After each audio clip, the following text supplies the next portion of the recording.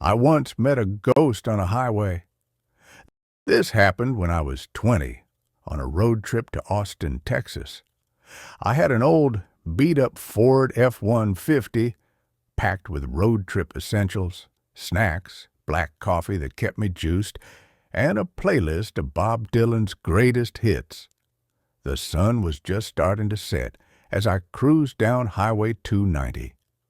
Somewhere past Brenham, I saw her, a girl standing on the side of the road next to an old rusted-out Dodge with the hood up. She waved me down, her expression a mix of hope and desperation. I hesitated for a second, but I pulled over anyway. She jogged up to my window, maybe 19 or 20, with long dark hair and a faded denim jacket. "Out of gas," she said out of breath. "Just need a ride to the next station." I got a weird vibe. Maybe it was her wide, unblinking eyes or how she never seemed to shift her weight, like she was frozen in place. Either way, I wasn't about to let a total stranger ride in the cab with me. "You can hop in the bed," I said, nodding toward the back.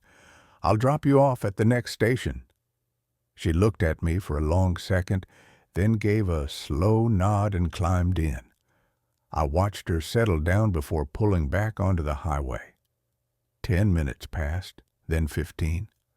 I kept glancing in the rearview mirror, but it was dark, and I could only make out a shadowy figure in the bed.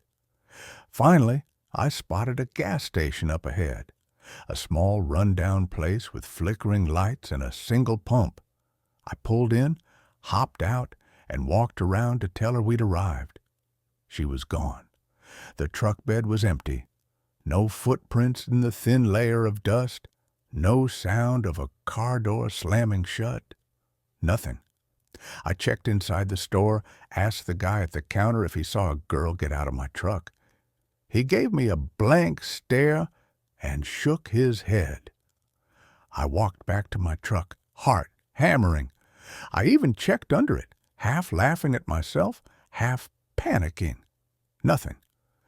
I drove the rest of the way to Austin with the radio off, convinced I'd just given a ride to someone who wasn't supposed to be there.